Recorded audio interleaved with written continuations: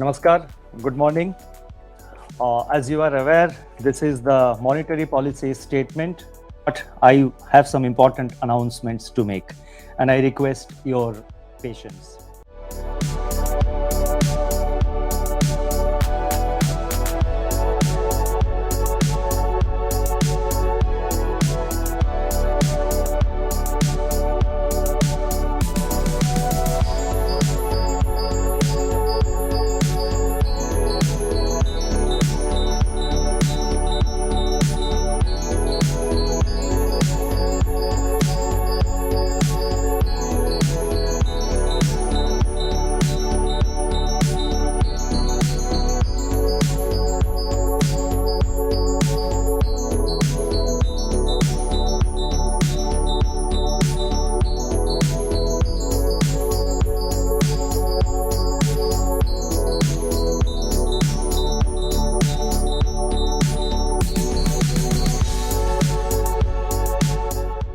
Hello friends, today RBI has announced additional special liquidity facility for NABARD and NHB at policy rate of 4%.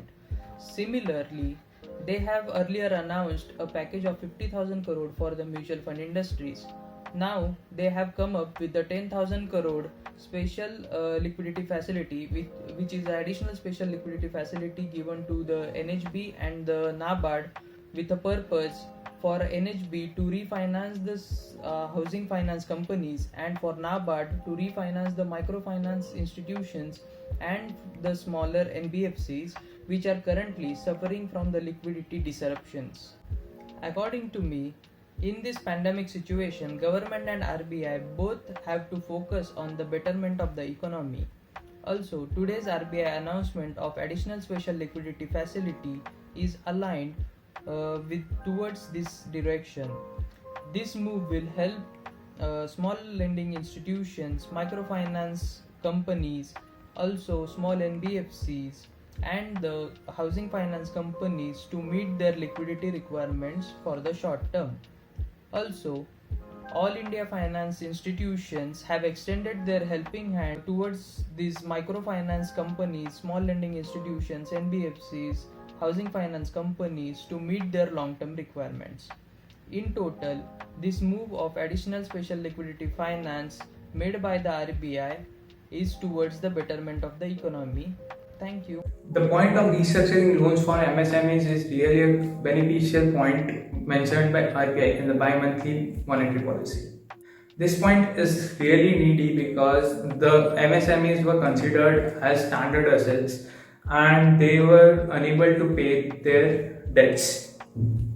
The MSMEs which were considered as standard assets on 1st March 2020 are eligible for this restructuring of the loans. So this point is beneficial because it will help in the reinsertion of the cash in the cash flow cycle of the economy of India. And this point is also helpful because it will help in recollection of the debts from the standard assets. In layman language, we can say that this point is a win-win situation for both the lenders and borrowers.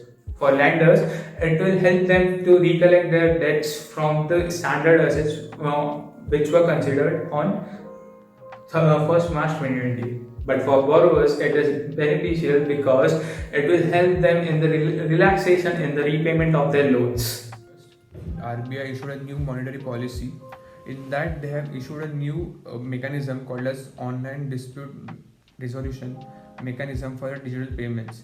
I think this is the second time that we have understood the importance of online payment after the demonetization took place. People have started using a lot of online banking and many online e-wallets for many of the payments.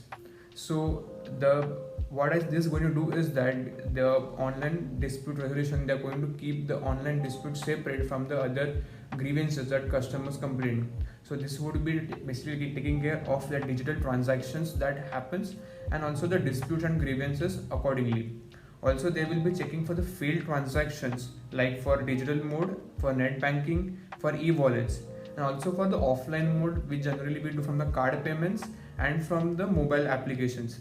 They have also suggested to eliminate charges for RTGS and NEFT and also the sales machine mechanism which the merchant uses to swipe the cards.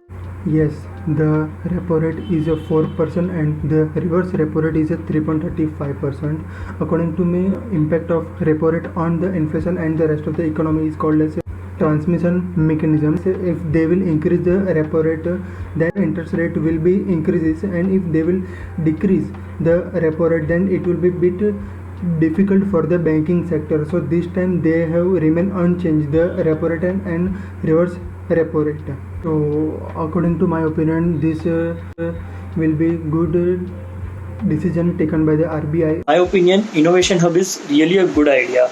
If in the past, if you see, whenever there has been use of technology, especially in finance sector, it has not brought only transparency, but there has been a ease of doing those financial transaction or any financial operations. So technology has really revolutionized this sector. For example, if you see UPI, the way we used to make payments, there was online system also, there were RTGS, NTGS, but the way UPI has totally revolutionized this thing. There were wallets also, I agree, but wallets were still not that safe what UPI has brought in. But here the problem would be in the implementation part of it. We have seen this government has brought many financial reforms, but the problem always has been its implementation. For example, the GST, if you pick up GST, it was a great idea, one nation, one tax, but the implementation was not that good, and the results like the revenue which was before COVID-19, if you see, they were still falling. So in my opinion, this is a great idea, but unsure about the implementation. So I hope it is implemented very nicely.